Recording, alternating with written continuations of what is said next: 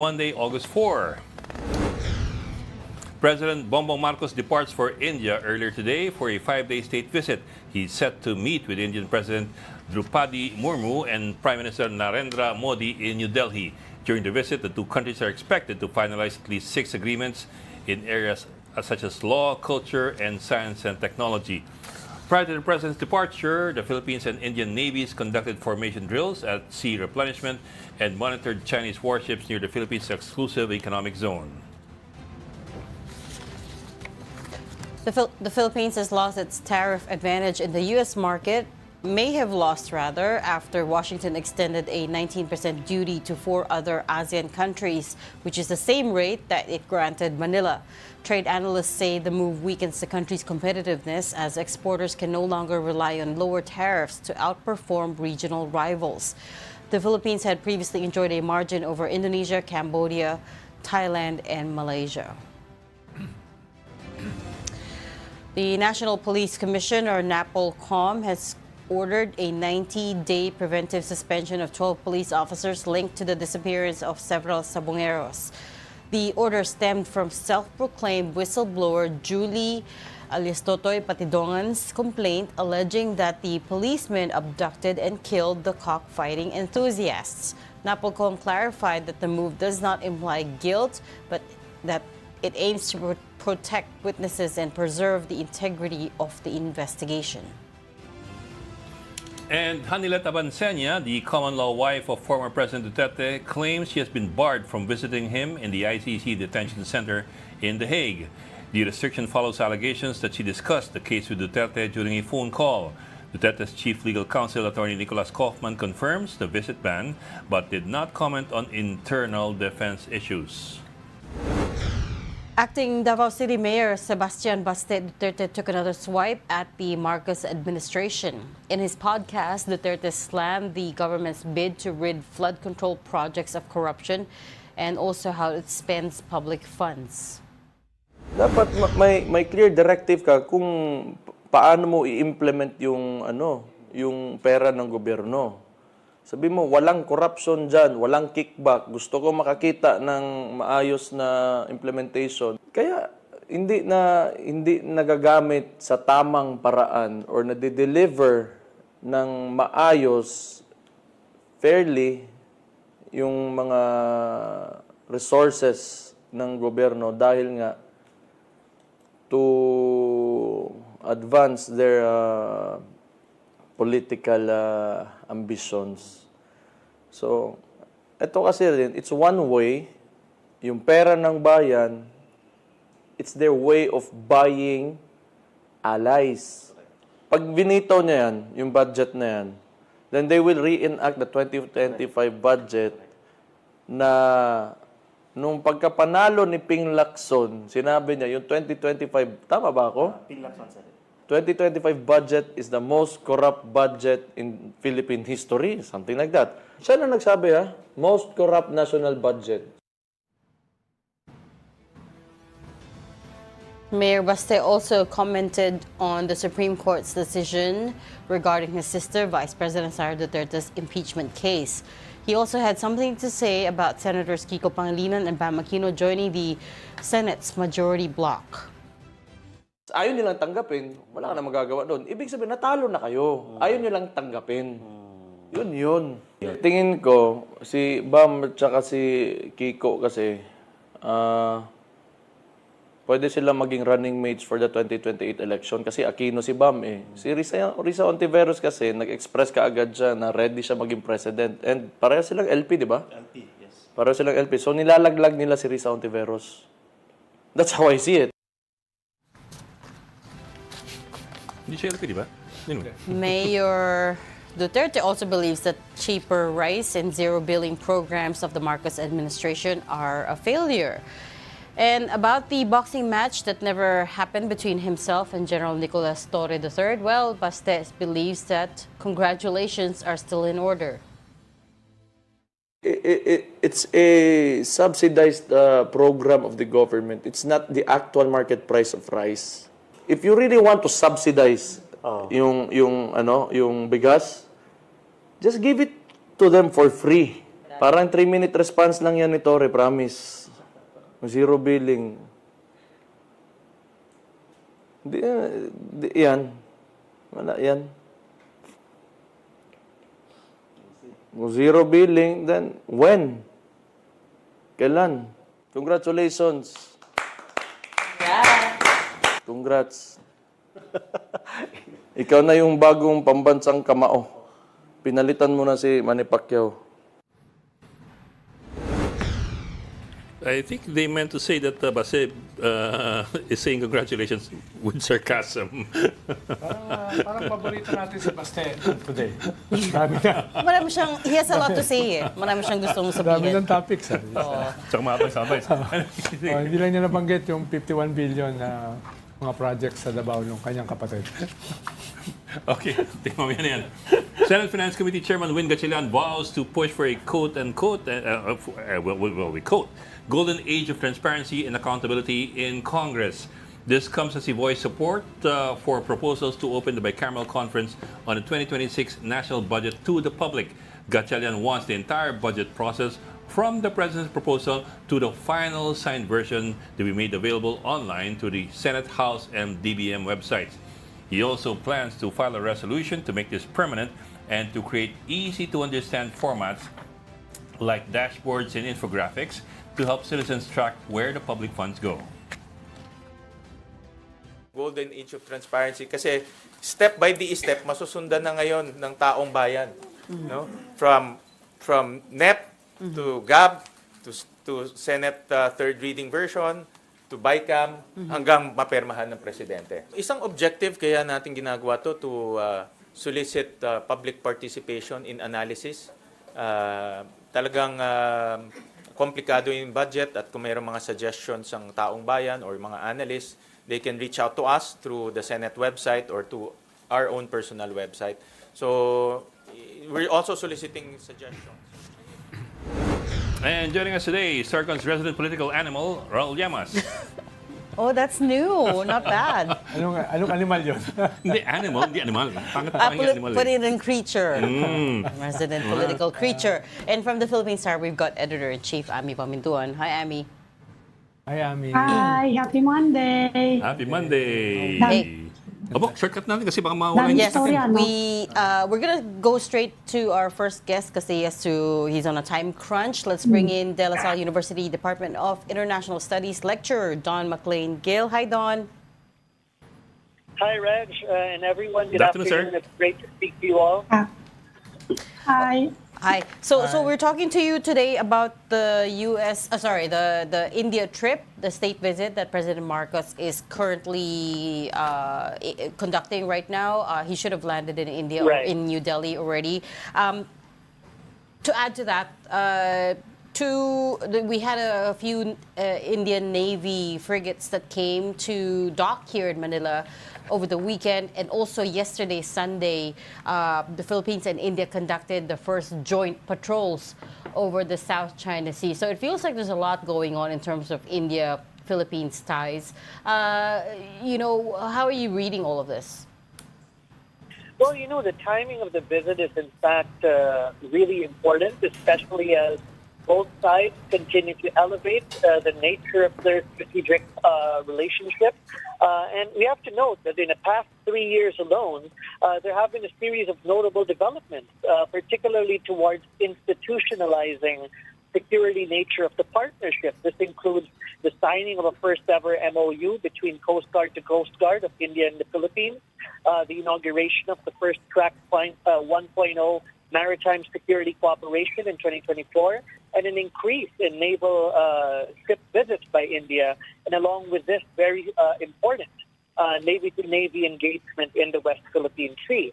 And during the visit of Secretary of State of the Ministry of External Affairs, Balita Margarita, he met with President Marcos Jr., and President Marcos Jr. clearly emphasized that there is a strong willingness to elevate relations to a strategic partnership.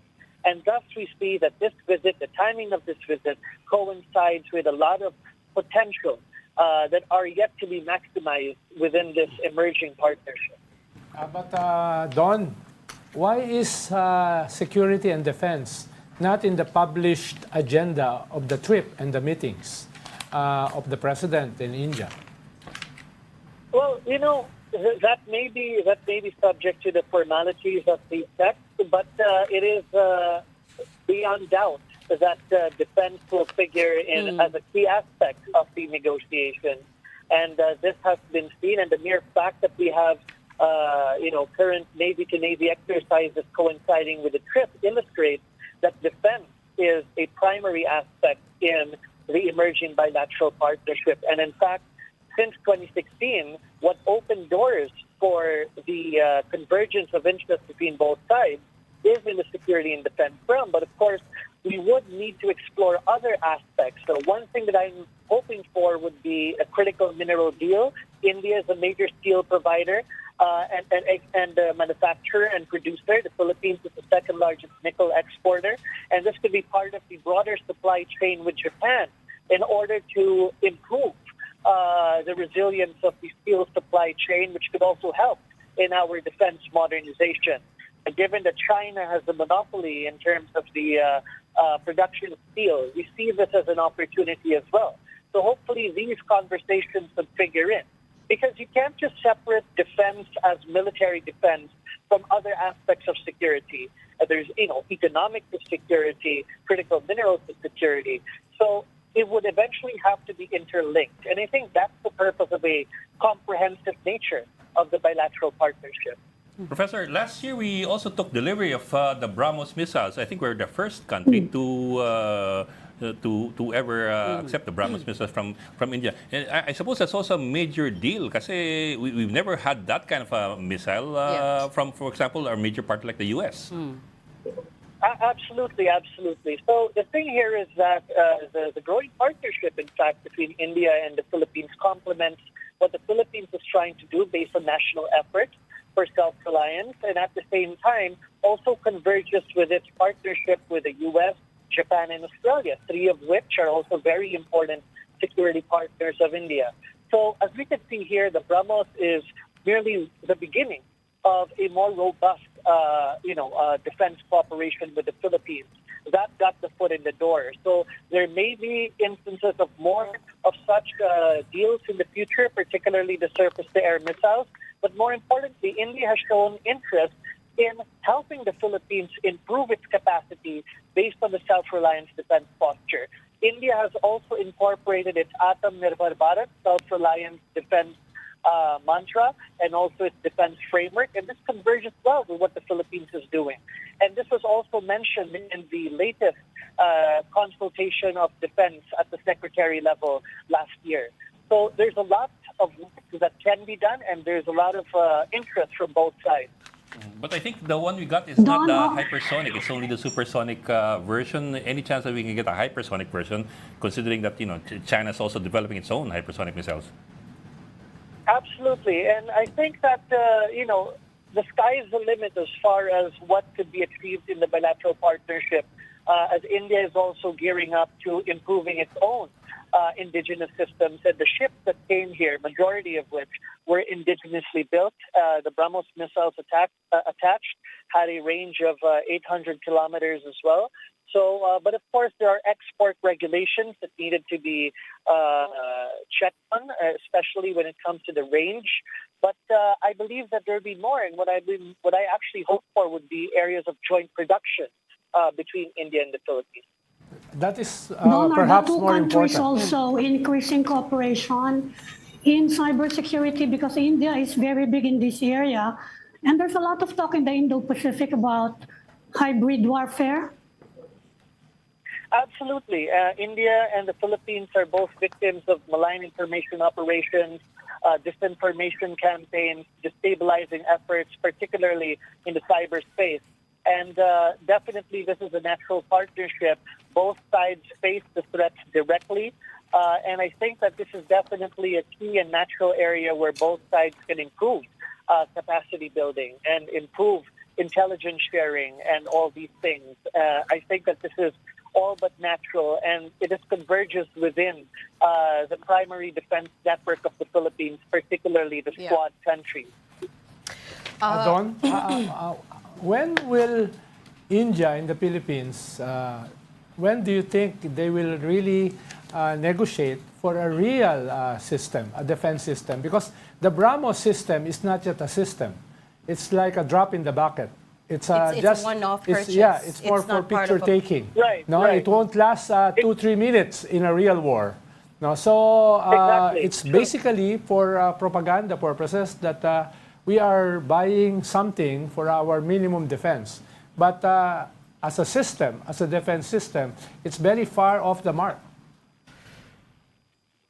Right. So, but I wouldn't classify the Brahmos as merely propaganda, given its operational outreach. But of course, when we talk about defense equipment, defense deals, there needs to be a convergence of political interest. And that was ready to foot in the door. And this is what I've just said, that there is likely going to be more effort to facilitate more areas of defense transfer in areas that the Philippines would be that the Philippines would need based on a tailor-fit approach. And from the Indian side, I believe that they have been clear that we are willing to help in any way we can in order to provide the needed capacity given the threat that the Philippines faces. That is certainly what we're expecting to see out of this state visit, the first for President Marcos in India. We're going to have to leave that there. I know, Dawn, that you have to rush off to catch a flight. Thank you so much for taking time out to talk to us today. Thank you very much. Thank you. That Thank you, was sir. Thank you, Don. LaSalle Thank you, Dawn. Department of International Studies lecturer Don McLean Gill. Thank you, Don. Gusto ko sana tanungin na huli sa kanya yung drones. Oo nga eh. Because This- game changer kasi yun. Yeah. Tapos very inexpensive. Yeah. No, yun ngayon yung future. Eh. There's a lot actually that India can provide in terms of defense equipment and capacity building. Sabi nga nila, it's one of the superpowers that we haven't yet built such a strong relationship with that we should. They can help us develop nuclear weapons. Especially now na they got treated the same way by the US, right? India is also getting slapped with how much was it? 30? Was it 30% tariff or And 25? India wants to raise its profile dito. Correct. In the Oo. West Philippines Sea. They've been talking about it for years. Yes. Well, So yes. ewan ko kung anong And mangyari. they're also strong in drones. Oh, No, well, which is Yeah. again very inexpensive. They can be we can create an industry here Lahat of naman doon drones. No? talagang very inexpensive. Karamihan naman doon talaga. Yung Inexpensive, Brahmos lalo na kasi, yung gamot. it's not, sinasabi ko kanina, it's not a system. Dahil kung gagawin talagang system yan, talagang gagastos ka na malaki. but I was gonna say, you remember why isa lang binili, right? Hindi mo Because- isa. Dalawa, Isang sorry. battery naman. Wala Ang battery is 3 launchers. Because nawalan ng budget. Wala tayong pambili. Oo. Parang isang malaki. Shung! Tapos. Inamin naman, Ay, Shung, tatanong tapos. ko, Ronald, sana nandito yung defense natin. Merong pinagmamalaki yung India na stealth warship. Talaga ba stealth yun? Talaga? Hindi ko pa Inala nasakyan na eh. nila yun dito eh. yeah. Stealth Hindi namin nakita. Hindi ko Stealth kasi. lang natanong kanina. hindi siya nagre-register sa Sa radar. Sa radar. Sa radar. Yeah. Stealthy kasi. Pero katulad makikita mo, palimutan. siyempre. Oh, but bottom line is India also has very sophisticated defense Yes. artillery Yeah. and machinery na maybe hopefully that Although Brahmos we can is based start on the tapping Russian, it's based on the Russian the missile. Russian technology. Oo. Eh, kahit Pero naman ano siya, yung it's Chinese. may conflict yan sa mga kapitbahay, kaya malakas yung defense Oh, yeah, industry yeah. nila. Yeah. And also, They're It's a nuclear practically power. an undeclared war with Pakistan. Yeah. parang it's a always nuclear tenuous. power. The relationship is always tenuous with Pakistan. Also with China. But to your point, Ami, China. the Oh, yeah. the Philippines and India already started the first joint patrol over the South China Sea yesterday. This will go for 3 or 4 days, and it sends a signal that India nga is willing to step up and become a In more our active region. participant in terms of security in the South China Sea. Dapat talaga mag-diversify tayo eh. Dahil mahirap yung gera lang tayo sa isa, like Correct. the US. Na Lalo medyo na kung nagbabago yung volatile politika. presidente, no? Even though we don't want to admit it, no? Parang, I mean, like I said, you keep coming back to the White House visit of President Marcos, even though they kept saying ironclad yung commitment. But I mean, now we're at a stage where 19% tariffs. Pare-pareho na lang tayo. We have the exact same deal as Cambodia, our neighbors. as Thailand, as Indonesia. So, And Cambodia is practically a Chinese province. oh yes, they have a lot Tapos of... kapantay ano, lang pala natin Oo. while we're resisting China, di ba? So, parang hindi masyadong fair. on the one hand, they say this, but on the other hand, we get more or less the same deal. Dahil yung iron kasi minsan kinakalawang eh. Kailangan And, you medyo... know, it's a medyo obsolete naman ng ironclad eh. Kaya nga kinakalawang eh. Kailangan Yun yung tanggalin mo favorite, yung kalawang. that's their I know, term. Dapat titanium. Platinum. Kayo naman, kayo, Okay. kayo talaga, you look daw at the bigger picture. Whatever that is. Yung mga The forest for the trees. kuminto na hira talaga yun. The forest for the We trees. tried, but you know, we did look at the bigger picture. The bigger picture is still that And we're still Yung looking. regional comparison na nakikita ko sa bigger picture. correct. And also, the US got what they wanted, which is Korea. zero tariffs, open market, right? Masakit Open si- market for their tabi- products. Okay, wait lang. We have breaking news right now that I have to share. The House has filed its motion for reconsideration, defending its sole power to initiate impeachment. Senate Speaker Martin Romualdez says the House acted in full compliance with the Constitution when it transmitted the impeachment complaint against Vice President Sara Duterte. And in their motion, the House is challenging what it calls factual errors and also the retroactive application of due process rules imposed by the Supreme Court, and warned that these may undermine Congress's exclusive power and the people's right to hold officials accountable. These are the very same arguments that other legal experts that we've Luminaries. spoken to have told us about. So nag-file sila ngayon. Kakafile lang, This yes. afternoon. Yes. So that's the second MR. Ano, Ito last week yung may first isa, MR. Yes. Akbayan Ito yung- and Tindig. Second Yes. dyan, Yeah. bayan yung una. But Pero this- ito yung first... This is by the House. by the collectively. By By the the House, House, yeah. yes. By the chamber. This is by I think the, one sambayan is also going to file. this is So by pwede the whole kasi chamber. multiple MR. Oo. Pero this is for the whole Yeah, lower the House, chamber yeah. already. And tapos may statement ng Philconsa. I suppose this time it's a Official. statement that they Confirm all yan, agreed on. kinonfirm na namin yung Including kahapon. CJ Puno, former Yes, CJ Puno, yes. where CJ Puno says na these 7 new rules being imposed by the Supreme Court are actually parang they go beyond the constitutional requirements on impeachment. Yes. So, Practically katulad nga ni Justice Ascuna last week. It's practically amending the Constitution. Yung Article sabi 11. niya. well, in the MR, the motion for reconsideration, the House is asking that the Honorable Court reverse its ruling and then reconsider and dismiss the petitions for lack of merit. Para yata hindi ka makontempt. Lalaging honorable at respectfully. Oh. Yeah, I mean- si Richard, hindi niya kinuha Hindi niya sinabi the Honorable High Court has respectfully. to Post kasi reconsider. kagad eh. Tsaka baka si Richard gaganon-ganon sa habang So, ayan na. gumaganon-ganon Kaya siya. nung Sabado, puro ako respectfully.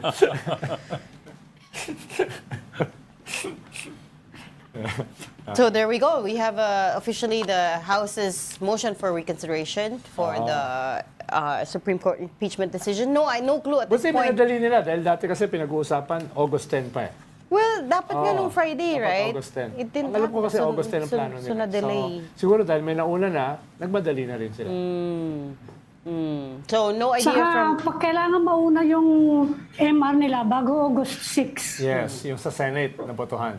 Which is Yes. on Wednesday. Which is on Wednesday.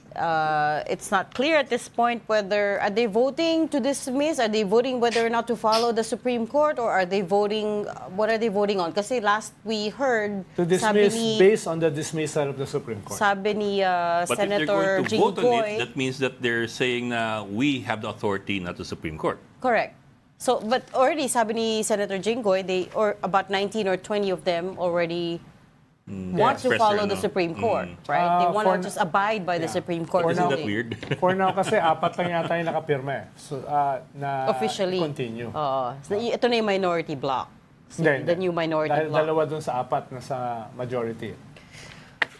Hindi ko na nga alam. Who are we talking about when we talk about minority?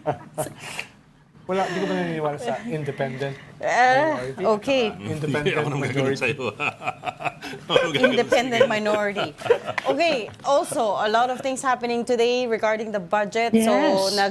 Press con ang Flood control. Yes, nag-press con ang House under the new committee chair, Congresswoman Mika Swansing.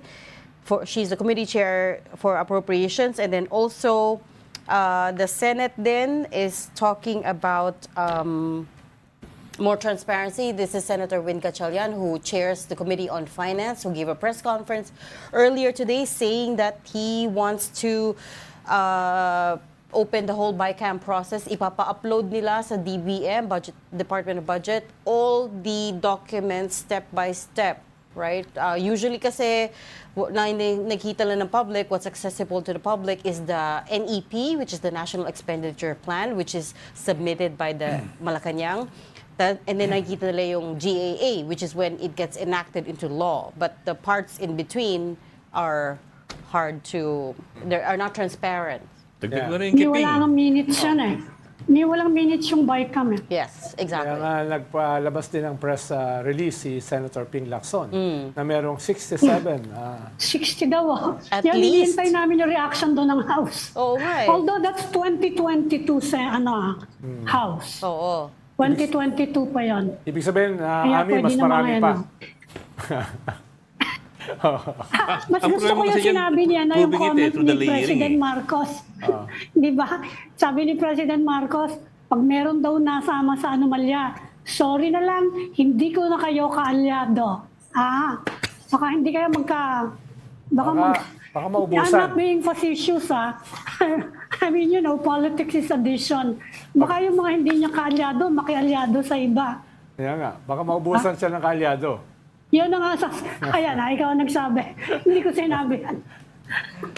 Isa pang nangyayari ngayon na Ami, yung sa House, medyo nagkaroon ng konting tension doon dahil binanggit nung chair si newly elected Congressman Terry Redon na may nagbabanggit na mag-leave o mag-resign si Secretary Bonoan. Hindi.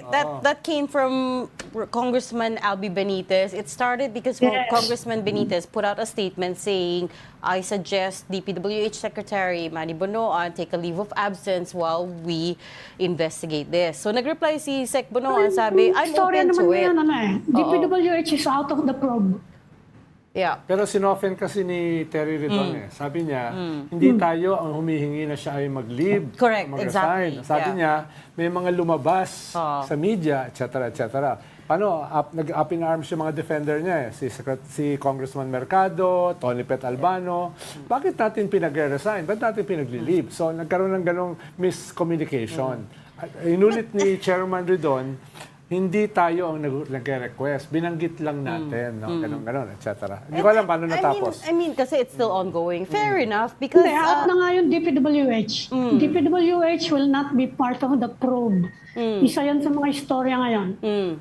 So yung sinabi ni President Hindi na Marcos... sila kasama. Yung sinabi ni President Marcos during Sila the yung SONA, mag-audit. which is... they There's a have to monitoring submit council. list of all the flood control projects. Isasubmit sa DPWH, hindi na yun. Magsasubmit lang ng list. Magsasubmit lang, pero they're not part of the audit anymore. Yeah. Nung SONA kasi, ginamit yung word investigation, audit. hindi sila. Okay. But I think he was also mentioning a unit of the regional defense Regional councils. project monitoring Yeah, team. Yun din That's yung not proposal under Yeah, ni, yun hindi na proposal ni Mayor Magalong. Dahil mas kwan daw yun, mas hindi Hindi siya nakadikit tainted. sa Oo. DPWH. Mas autonomous. But, well, I mean, even if you take DPWH out of the picture, remember, sino ba naglagay ng all these insertions, right? We have to keep coming back to that. Yan na nga ang sabi. Dapat daw, baka dumami. 60 congressmen maglilib. Okay. No. At 2022 lang yun, Ami, 2022 yun, 2022 lang yun. 2022. Paano pa yung 2023, 24, 25? Yeah. So itong sinabi, actually si Senator Ping gave that interview to DZRH. Sabi niya yung source niya is a fellow lawmaker during the 19th Congress. Up to 50% project costs would get eaten up by corruption. And itong 67 number na to, sabi niya at least 67 HOR members were serving as contractors of their own projects. So parang tama Kawawa naman yung naman figures yung mga Magalong. buwis natin, libo-libo, bilyon. Diyan lang napupunta. Nag-divest naman sila. Pinasa nila sa mga kamag-anak nila. Also, that's how it works. Ganun yung You system. Walang ganun democratize sinabi, corruption. Walang ganun sinabi. Para may firewall.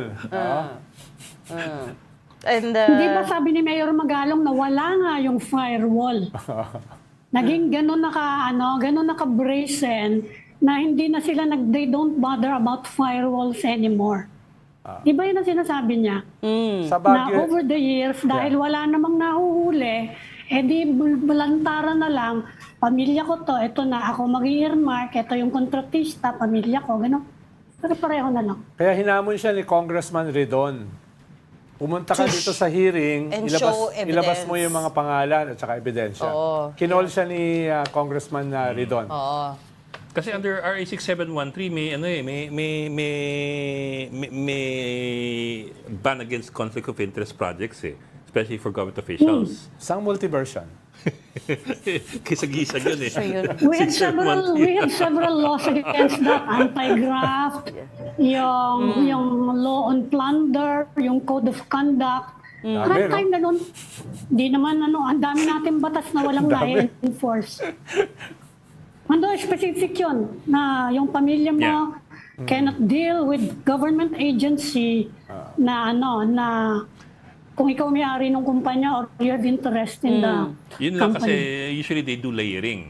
Yeah, which is why I also question this new bill suggesting that relatives of officials up to the 4th degree We already have laws on that. can't serve as contractors to the government. Kaya nga, exactly. So what purpose does this serve, right? If people keep finding loopholes around it or they go around it, right? Technically outlawed ng pork barrel, right? But what Senator Ping is suggesting Yung original is nga ng plunder, death penalty nga dapat siya yeah. Yung original penalty niyan. So what Senator Ping is suggesting is yung flood control projects are the new pork barrel.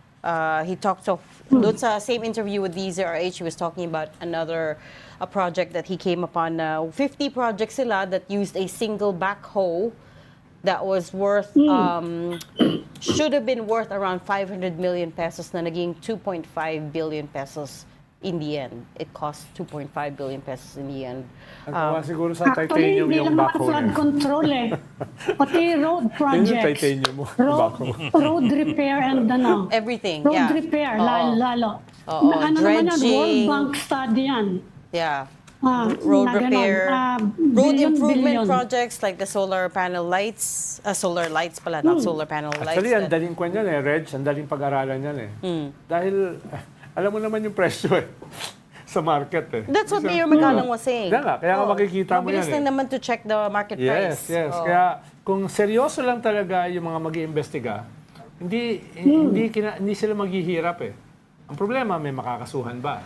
Hindi ka kailangan mat-major, di ba? Makukulong That's ba? Yan ang almost the iniintay question. natin ngayon. Nasaan kaya tayo by January 2026 after all this noise, no? Nasaan kaya tayo? Dapat noon tapos na yung yung Tapos yung budget BICAM, nun. tapos na yung budget. Tingnan natin. Because it's budget season now, and mukhang at this point, Na. both chambers of Congress are willing to open the budget deliberation process the whole way, including the BICAM. There's a lot of talk about it, so we'll see. Sa next SONA, sabihin ni Presidente, hindi sila nahiya.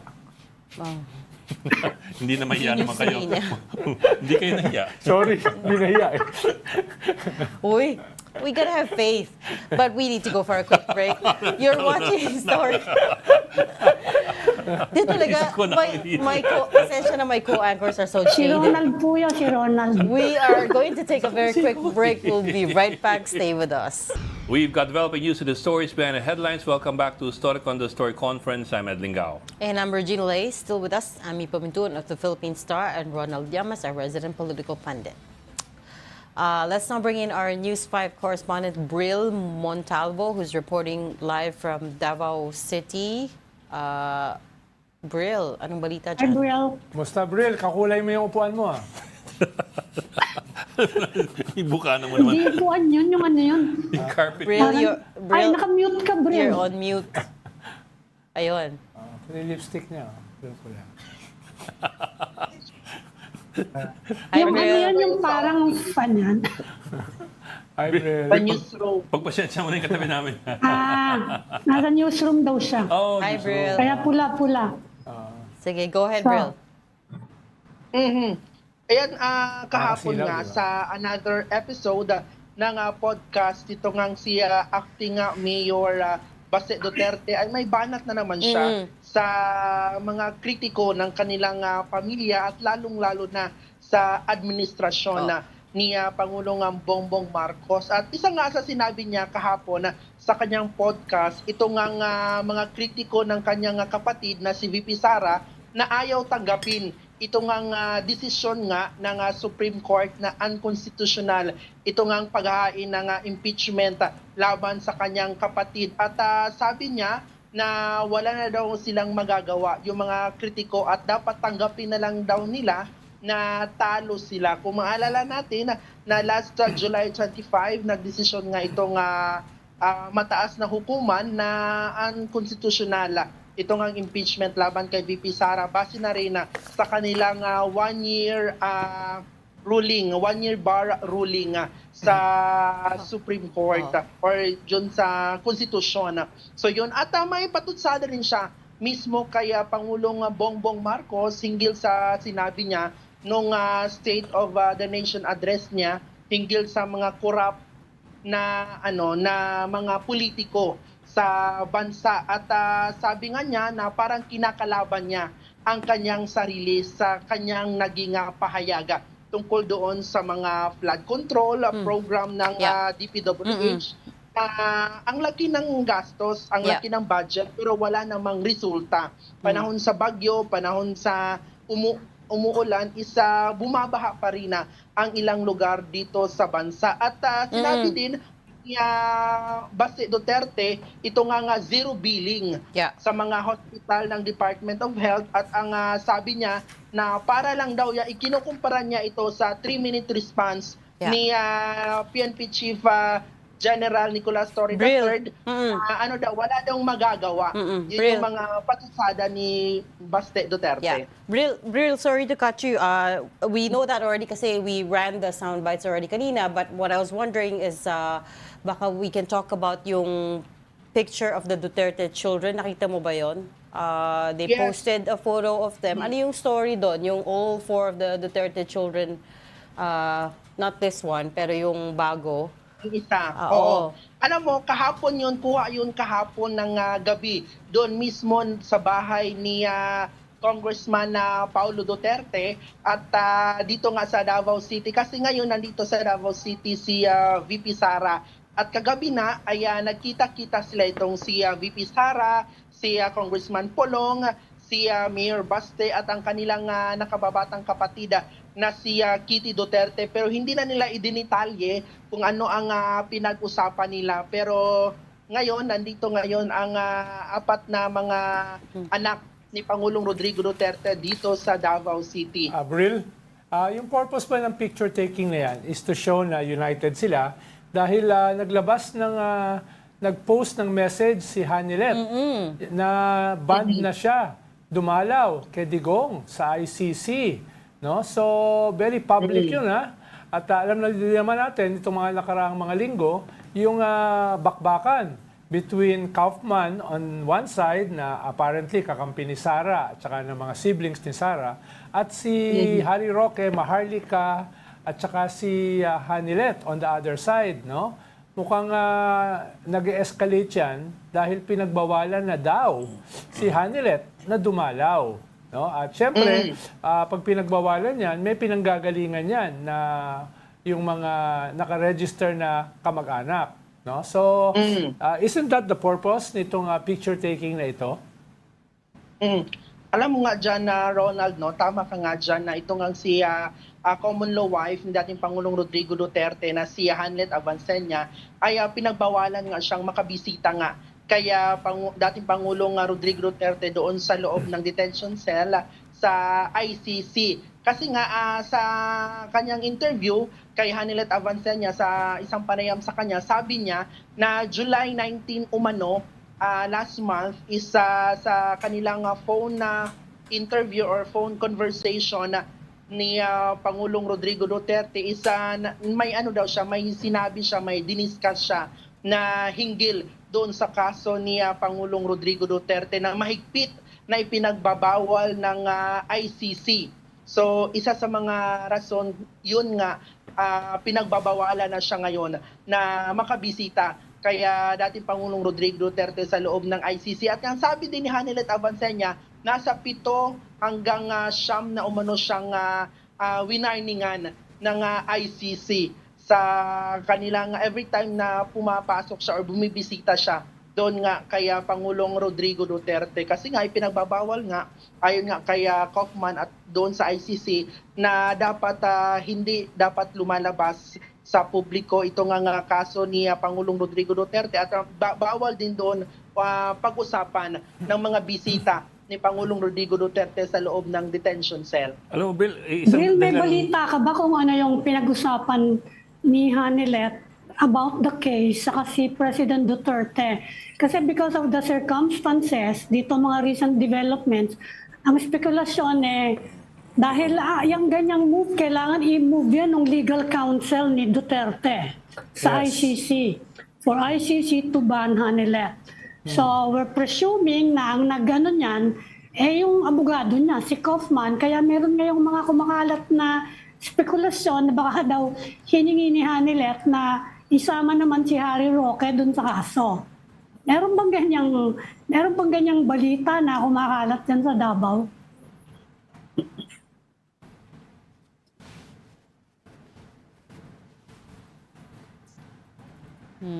Bill? Ay, nawala si Bill. I think Nag-disappear we siya. lost him. Ang hirap kasi nung tanong mo, Ami. Kaya tanong ko lang kung ano yung pinag-usapan. Ayan na, Brill, did you hear me? O minsan nawala kanina. Ayun, Oo. I can hear you clearly na. Yan, kasi tanong ko lang kung may balita ka kung ano yung pinag-usapan ni Hanilet about the case and President Duterte kasi spekulasyon hiningi daw ni Hanilet na pasamahin si Harry Roque sa Defense. doon sa case sa defense. Kaya minove ng defense dahil ang abogado mo si Kaufman minove na ipaban sila. I mean that's just a speculation dahil nga sa mga nangyayari in recent days. Yun nga amin napanood nga natin yung interview nga or sa itong video na ni Hanilet Avancenia at ang sabi nga niya na hindi naman daw nila pinag-uusapan ni dating Pangulong Rodrigo Duterte hinggil sa kaso nito sa ICC. Nagtaka na lang daw itong si Hanilet Avancenia kung bakit yun ang dinahilan umano ni Kaufman, Attorney Kaufman na kaya ipinagbabawal siya doon na makapasok doon sa ICC detention facility. So, marami nagulat na na-ban si Hanilet via Kaufman kasi a lot of people were presuming na si Hanilet yung nagpopondo doon sa legal fees. Kasi si Hanilet ang si Hanilet yung negosyante. The other members of the family Are politicians. Politicians. Di ba? So, if you follow so ano nais mo ipahiwatig? Hindi. I'm just saying na kaya may mga nagugulat na naban si Hanilet siya. to Kaufman. Kasi lumalabas na hindi si Hanilet nag-hire kay Kaufman. Otherwise, di ba? Otherwise, No, if it you're was the one the paying. VP. Mas gusto niya si Harry Roque. Si VP Sara ang nag-hire. Okay. Siya ang nag-announce nung siya yung nag-announce nung choice niya ng mga Simula abogado. pa lang. At from the start, sinabi niya, ayaw niyang kasama si Harry Roque, so Harry can concentrate on his own legal woes. Correct. Yan ang Okay. sinabi niya. That's a good- Ikaw, you have enough woes on your plate, yan na muna sigasuhin mo. Okay. But Yan. Sige. sige, go. So yung bahay diyan na Brill hindi pa nabebenta. Ayan, yan. Alam mo, speaking ng bahay dito ni Hanilet at ni Pangulong Rodrigo Duterte sa Doña Luisa nga dito sa Davao City is natahimik na yun, parang nawala na yung issue sa ganun. Hindi natin alam kung naibenta ba yun or hindi kasi parang na ano na yun, nahinto na yung usapin sa ganun. Oo. Wala na tayong update doon. So is there any truth to the rumors na it was Hanilet who wanted to sell the house pero ayaw ng mga anak? Kapatid. Siya kasi una nag-announce si Hanilet. Tama ba yun, Brill? From your... Oo. Mm. At first, yung talaga sinabi ni Hanilet Avancenia na binibenta niya itong bahay nila sa Doña Luisa ni dating Pangulong Rodrigo Duterte kasi nga uneasy na siyang pumasok doon, uneasy na siyang doon matulog, tumira kasi nga ang advice ng abogado ni Hanilet sa kanya na lagyan ng mga CCTV maging sa CR, sa kwarto niya, sa bawat sulok ng kanyang bahay. So parang nawawala na ng privacy si Hanilet Avancenia kaya isa sa mga rason na nagdesisyon na ibenta na lang itong bahay doon sa Doña Luisa. At ang sagot naman diyan, ang reaksyon naman diyan ng mga anak ni dating Pangulong Rodrigo Duterte na sila Baste, si Paulo at si VP Sara, wala naman daw silang magagawa kung yun talaga yung desisyon ni Hanilet Avancenia. Kasi nga sa kanila yung bahay, kanilang dalawa ni dating Pangulong Rodrigo Duterte. So not necessarily sila yung nag-block ng sale ng bahay. Not necessarily. Okay. Pero Bril, kung baka pwede mo lang sa spare time mo, sulat mo na yung script nung telenovela ng mga Duterte. Mukhang ikaw yung pinaka-nakakaalam ng lahat para sa isang telenovela. Malaking kwan yan, malaking kwarta yan. No? Pag pinalabas sa Netflix. Anyways, sige Bril, we'll let you go. Balitaan mo kami and when you hear of anything else, but we'll let Let us know. Let us know. Sorry, I got cut off. Thank you. That was News 5 correspondent Bril Montalvo reporting live from Davao City. Thank you, Bril. Thank you, Brill. Thanks, Brill. Thanks, Bril. But you get my question, di ba? Kasi si Hanilet yung negosyante talaga eh. Everybody else in the family, they're politicians.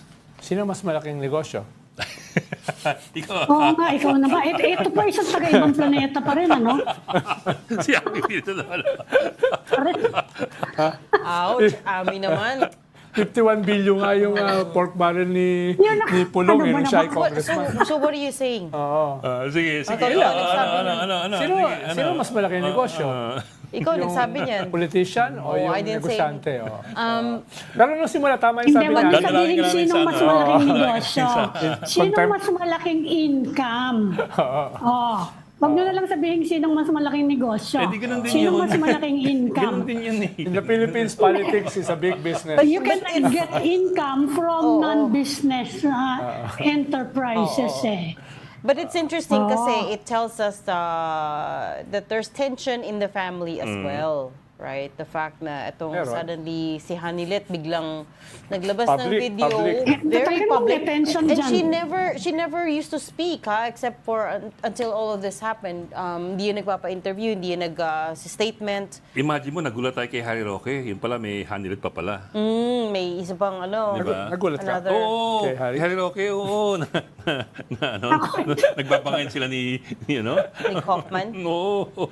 But it was clear naman from the very start, he wasn't part of the legal team. Yeah, it was clear from the very start. for the two of them to start But he calling each other wanted names, to he was called join. harebrained.